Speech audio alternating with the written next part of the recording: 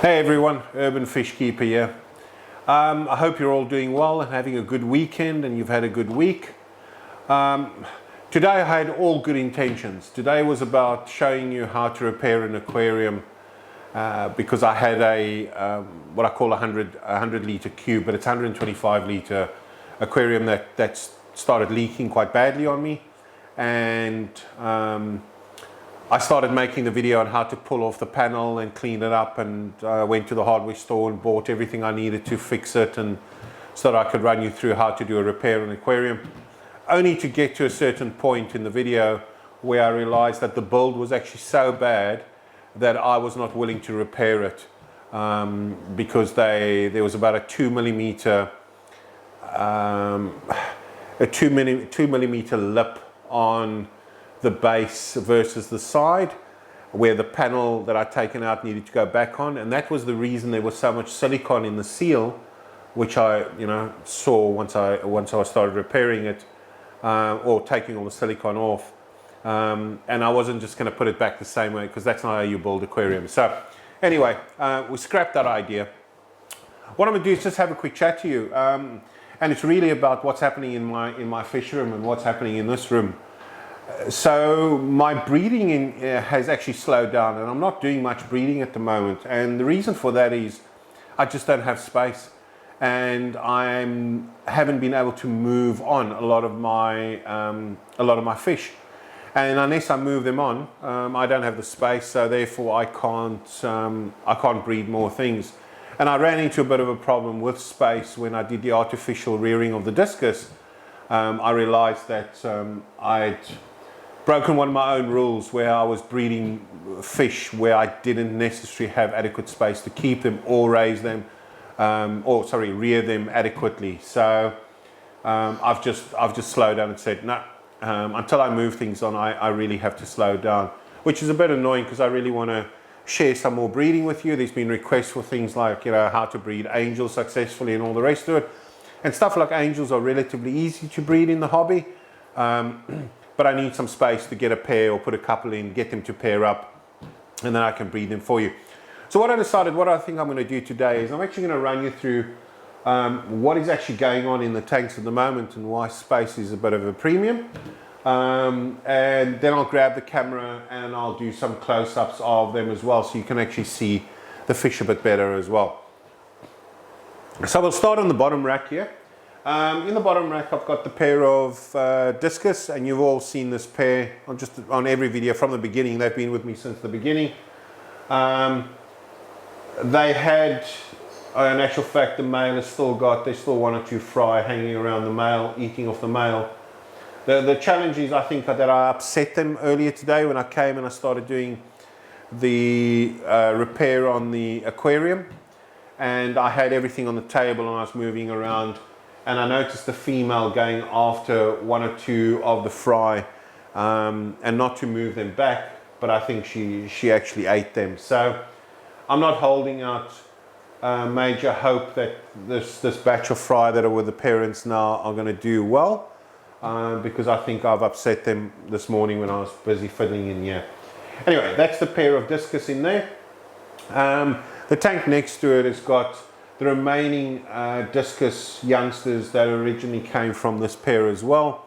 They weren't artificially reared, they were reared by the parents and then moved over. They've done really well. There was about 30 in this tank. I lost, and in my previous videos you would have seen me talking about some of the losses I had. I lost quite a few youngsters up until the 4-week period. Then I did some treatment with worming and gill flux treatment, and then since then I haven't lost a single Discus in there. There was probably about 30 in there at one stage. There's 5 left. The rest have all been sold. Most of them have been sold privately. What I'm going to do is, I've got somebody that wants to come and get another 2 or 3 of them. Once those have gone, I'll take the remaining 2 or 2 or 3 and I'll move them into the big aquarium.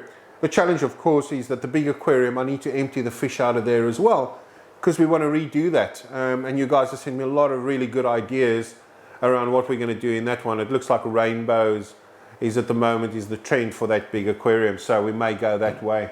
and just put a lot of rainbows in there. But again, you know, I need to move on the breeding pair so that I can free up the tank. I need to get rid of these youngsters in here so I can free up the tank and maybe put a pair of angels in there. The mother's getting upset with me again. The tank next to it, this tank here, the brown water tank, that's an interesting one. This is my aquarium that I don't know where to put them. They need a bit of temperature, soft water. Hey, we'll just throw them in there and they just go in there. So in there I've probably got maybe 20 or so discus in there, and those are the ones that were artificially reared. You may have noticed in the previous videos they were in this aquarium here. This aquarium is now empty. I've moved about 20 that were left into this aquarium because I started getting losses in here, and the losses in here was because I was struggling to maintain the water quality in the 20 with such high feeding volumes that I was doing for the fry with brine shrimp, newly hatched brine shrimp. And I started getting losses, and I thought, no, I'm not gonna take any more losses there, and I moved them across into this dark water tank, and they're doing really well in there. So in there we've got Apostrogramma Hongsley. There's about 20 in there that I've bred previously, and they're coming along nicely. They're probably ready to go. There's probably 20 young discus in there. There's some stir-by cats in there, and there is also a blue-black ram female. The tank next to it, this one right there, that's got a pair of gold dwarfs in it, so Apostrogramma gold. Still out on whether that is Hongsley or not. I think it's Hongsley, but not 100% sure. And that pair is taking. That tank used to be the quarantine or hospital tank, and wrongfully I've made it into a tank to put a pair in, so that I could have a bit more space. When we get to this row here, this is really the main breeding row. As I've said, this one is clear. What I've done is I've also cleared this. What I found is that all of a sudden I started losing all my plants in here. No matter what I put in, a couple of days they'd all die. Tried to find the reason for it, and I think the reason is the probe from my Easy Stat unit that controls the heating tape that's under these aquariums. The actual probe looks like it started corroding, and I think that affected the water, and that's what killed the plants, and may actually also have affected the baby discus when I had them in here as well. So what I've done is I've sealed up the probe to make sure that that doesn't happen. I've replaced the water. I'm going to leave this running for a few days, add plants to it, see how it goes, and if it's okay, then we can use that one. Now the next couple of tanks are really, there's not much happening in them. You know, in this one I've got a blue-black ram female, one that I bred. In this one we've got the Hongsley male, and I separate him from the female when she's got fry, because she hammers him. This one has got a blue-black ram male. That's the father of the dark female that's in here. And this one has got a blue-black ram male, also the father. So I've bred that one, and I bred that one. Well, I bred a whole lot of blue-black rams, but I kept this female and I kept that male because they're really dark in color. The tank at the end, this one here, that's got the Hongsley, Apostrogramma Hongsley female in it, and it's got a Zeiss container in there as well. And in that Zeiss container is, I don't know, maybe 15, 20, I haven't counted, a discus that were artificially reared as well. I've moved them in there, and with them is probably about 8 Hongsley fry as well, and I'm raising them in there. If we move to the top row, right on the right hand side, you'll see there's the brine shrimp bubbling away. Next to it is a tank full of betters that I've bred. And again, you know, moving the betters on has been a bit of a challenge. And I just need to, I need to move them on. And it's been a challenge because some pet stores are, you know, I suppose, I don't want to say they're arrogant, but, you know, they'll give you, you know, $5 a fish or something, and they'll take 5. It's not worth me even getting in my car and driving down for you know, they're going to give me $5 and take 5 type of thing. So I need to move those on. I might just have to try and see if there's a wholesaler or somebody that will take them. But I need to move it on because I need tank space. The tank next to it has got also betas in it, that betta and bellis. There's 2 tanks that have got betta and bellis in it because it was quite a big spawn and I split it amongst the 2 tanks. This tank here in the middle, that's got blue shrimp in it, betta and bellis. This one is clear, and that one's waiting for some other fish. I've got something I want to try there, so I'll share that with you later. What I will say at this stage is that the eggs are in peat, and you can, you know, you can figure out from that what I'm talking about. And that's basically what's happening on this rack. Then on the other side, I've got the one broken, well, the aquarium, the 100 cube that I wanted to repair, and the next it's exactly the same, another 100 cube. That's also full of a whole lot of bedders, and they, you know, they're breeding size bedders now. That's got males and females in them. And then I've got the rack unit on the other side, which is the new rack unit 2.0. That's busy running at the moment and maturing, and hopefully we'll start adding some new fish to those. So what I'm going to do now is I'm going to grab the camera off, and I'm actually going to take the camera around so you can get a bit of a closer look at what some of these fish look like, and then we'll finish it off straight after that. All right, let me grab the camera, be back in a sec. Okay, I'm going to try and do this as best I can and not get too much reflection, but that's the pair of, one of the pairs of Discus. The female is the orange one and the male is the white one. There's still a couple of youngsters around. You can see them swimming around the male. So well, yeah, we'll see how it goes. I think they're quite upset with me, but we'll see how this batch goes. Then again, the tank next to it, and I'll try and move slowly without the reflection. That's got the remaining Discus youngsters in it, and it's also running the DIY filter that I made a video on, and that's what's in that one. The next tank's going to be a little bit more difficult because this is the one that's got the brown water in it, so the reflection on this one's going to be terrible, but I'll try and do as best I can. So a couple of the young Discus in there. Then we've got a lot of Apistogramma in there as well. Hopefully you can see that at the bottom. We've got the blue-black ram female, and then there's some stir-by, 5 or so stir-by cats in there. And then coming across, we've got the gold that I think is Hongsloi, but the jury's still out on that one. Okay, so this is the one that's got the Apistogramma Hongsloi female. It's got the Zeiss container in it, and you can see in the Zeiss container there's the Discus. They want some more food, even although some of their bellies are still full. That were artificially reared, and there's some of the Hongsloi, younger Hongsloi in there as well. Okay, here's the blue-black ram, and this is the male, one of the males that I bred that I kept back. He's in that tank.